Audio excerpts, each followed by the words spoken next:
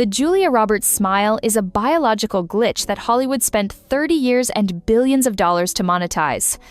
Evolutionary psychology suggests the human brain is hardwired to bypass critical skepticism when confronted with a high-intensity Duchenne smile, a primal survival trigger for trust. Throughout the 90s, the Roberts brand weaponized this reflex to the tune of a $6.6 billion aggregate box office. They sold us a character. The red curls. The laugh that sounded like champagne being poured. The girl next door who just happened to have movie star teeth.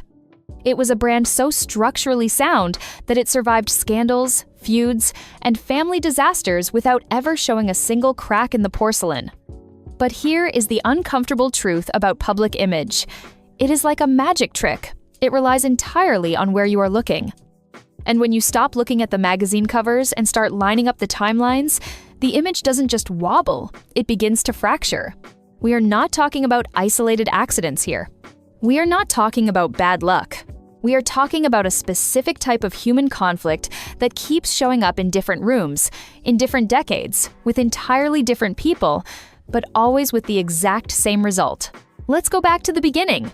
Before the world knew her name, Julia Roberts was just the little sister of Eric Roberts, a girl from Georgia with a family story that reads like a modern parable. Her parents ran a theater school. It was integrated, which was a massive deal at the time. According to family accounts, Martin Luther King Jr. and Coretta Scott King helped pay the hospital bill for her birth. It is a beautiful story. It frames her origin as something noble, something rooted in grace and civil rights history. It tells you that she comes from good people. And then, Hollywood happened. Pretty Woman wasn't just a movie. It was an industrial revolution. It turned a human being into a global product. $400 million at the box office creates a lot of leverage. Suddenly, studios weren't just casting an actress, they were insuring an asset. And when an entire industry relies on your likability to sell tickets, criticism stops being an opinion. It becomes a financial liability. The machine protects the asset. But the cracks were there. You just had to ignore the noise to see them. Let's look at the romance, not the fairy tale version, the reality. Her personal relationships were not quiet, sad endings. They were public detonations. In 1989, Julia was engaged to Dylan McDermott. 2 years together and the wedding was being planned. Then she filmed Flatliners and met Kiefer Sutherland. Problem 1. Julia was engaged. Problem 2. Kiefer was still legally married. But in Julia's world, obstacles are apparently things you step over. She broke off her engagement, and Kiefer's divorce was rushed through. By August 1990, they were engaged. Everything was good, and then 3 days before the ceremony, she pulled the plug. The PR story was that Kiefer cheated with a go-go dancer. Maybe he did, but pay attention to what happened next. Most people, when they cancel a wedding, hide. They retreat. But not Julia. She went to Ireland and she didn't go alone. She went with Jason Patrick. Now you will ask, who the hell is Jason Patrick? Well, folks, he was Kiefer Sutherland's best friend. That is not a change of heart. It is a decision that made the fallout impossible to ignore. The optics were never denied. The trip was confirmed. The only thing that was spun was the intent. People called it messy. They called it young love. They called it impulsive. But if you look closely, it is the first data point in a pattern of exits that leave absolute wreckage behind, with zero apology attached to the departure. Now, you might say, that's just her personal life. Who cares? Fine, let's clock in at work. There is a nickname from the set of the movie Hook that has floated around Hollywood for 30 years. Tinkerhell. You don't get a nickname like that because you had a bad morning. You get that because multiple people on a production noticed serious friction. Years later, Roberts admitted she was difficult, but the real tell wasn't her admission. It was Steven Spielberg's reaction. Spielberg is the diplomat of Hollywood. He is the nice guy. When 60 Minutes asked him on camera if he would ever work with Julia Roberts again, he didn't say yes. He didn't smile. He hesitated. He paused. And in that silence, he said more than 1,000 tabloids ever could. He said he really enjoyed working with Dustin Hoffman and Robin Williams, but when you ask Spielberg about Julia Roberts, the female star of Hook, you really don't get much of an answer. It was an unfortunate time for us to work together, but I think that Julia is a really, really good actress. Would you have any hesitation about working with her again? This is a 60 minutes question, isn't it? For the most powerful director in the world to publicly hesitate about hiring you, that hesitation itself became part of the story. And how did she respond? With Steven Spielberg, when you went in to do Hook, that he felt that the Steven two... Spielberg, I find quite confused in his recollection of me. So clear it up. I find him to be, unfortunately, not as good at remembering the time that we spent together as I am. Did she reflect? Did she apologize? No. She framed herself as the victim. She told Vanity Fair she felt betrayed by Spielberg, as if his discomfort was an act of treason rather than a reaction to her behavior. This is the pattern. The conflict is always external. The problem is always someone else. Let's fast forward. Peak fame, peak salary, the movie is the Mexican. The pattern repeats. She begins a relationship with Danny Motter. He is a cameraman. He is also married. His wife, Vera Steinberg, refuses to sign the divorce papers quickly. It's a messy situation. These things happen. But then, the shirt happened. Julia Roberts walks out into a neighborhood she knows is swarming with paparazzi. She is wearing a t-shirt. It is homemade. And on the front, written in handwriting large enough for the long lens cameras to catch, it says, "A Low Vera." A pun. A pun on the name of the woman whose husband she is currently with.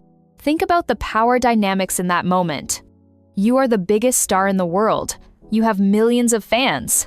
You have every resource imaginable. And you take the time to handwrite a t-shirt that turns a private divorce into a public spectacle. She later went on Oprah and defended it. She stood by the shirt. She said, "It was private. You cannot wear a billboard on your chest in Los Angeles and call it private. That isn't secrecy. That's visibility. It was a power move. Whether intentional or not, it humiliated someone with far less power. And because she smiled when she explained it, we let it go." This isn't just about romance. It's about power dynamics. Juliana Margulies, the star of The Good Wife. Before she was famous, she was a waitress. She waited on Julia Roberts. Years later, when they were peers, Roberts asked her, "God, was I horrible to you?" Margulies looked her in the eye and said, "Yes." Roberts' excuse? "I was young." Margulies' response? "We were the same age." That is the moment the mask slips. It wasn't about youth. It wasn't about immaturity. It was about the difference between the person sitting at the table and the person serving the food. It was about power. But the darkest chapter, the one that makes the Tinkerhell stories look like child's play, that is the story of the family. Eric Roberts, her brother, the man whose shadow she started in, he has spoken openly about his addiction. He has admitted his faults. He has also said that Julia helped fund the legal effort that resulted in his ex gaining custody of his daughter. Imagine that. Your sister, the world-famous millionaire, financing the legal team that ensures you lose custody of your child. Maybe she thought she was saving the child. Maybe she was right. But the result was a fracture that lasted for decades. Eric described himself as being cut off. In interviews, you can see the fear in his eyes when her name comes up. He says, "I'm not supposed to talk about that." Estrangement is complex. We don't know what happens behind closed doors. But then came Nancy Moats. Nancy was Julia's half-sister. In 2014, she died by overdose. This wasn't a quiet tragedy. Nancy left a note, and she didn't just blame the drugs. According to published reports, she blamed her family. Her fiancé went public, accusing Roberts of cruelty, of blocking access to their dying mother, of pushing Nancy into despair. Sources close to Roberts immediately flooded the press. They said she tried to help. They said she tried to get Nancy into rehab. Both stories exist. We cannot prove which one is true. But here's the fact that remains. Julia Roberts has never addressed the note. She has never addressed the specific accusations. She has never explained the estrangement, and that's fine. But silence leads to speculation. For 40 years, she was represented by one of the most aggressive publicists in the game. Stories died before they could be printed. Interviews were curated to avoid the hard questions. The brand stayed intact because nothing sticky was ever allowed to attach itself to the Teflon. Reputation management is not proof of innocence. It is proof of control. Until time did the connecting for us. See, None of these moments destroy a reputation on their own. A bad breakup is normal. A feud with Nick Nolte, who she called disgusting, in the New York Times might just be a personality clash. A difficult set is just business. Families fight. But when you stack them, when you take the wedding ring and the Low Vera shirt and the Spielberg hesitation and the waitress and the brother and the note left by her sister, it stops looking like bad luck. It looks like a pattern. It looks like a record of volatility where Roberts is always the wounded party, always the misunderstood artist, and never the villain. She herself admitted she avoids being too friendly because she thinks people will take advantage of her. That's not a denial of her behavior. That is a reframing of it. This is not a story about a bad person. It is a story about a curated image. It is about a public persona built on warmth, relatability, and that billion-dollar laugh, existing in parallel with a documented history of estrangement, scorched earth exits, and cold-blooded power moves.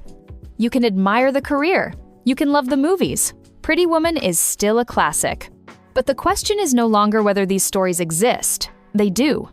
The question is why, for 30 years, we weren't allowed to care. I still like Julia Roberts, and I still love some of her movies. But everyone is the hero in their own story, and sometimes the villain in someone else's. Once you see the pattern, you can't unsee it. The smile is still there, but the warmth? That might just be the lighting.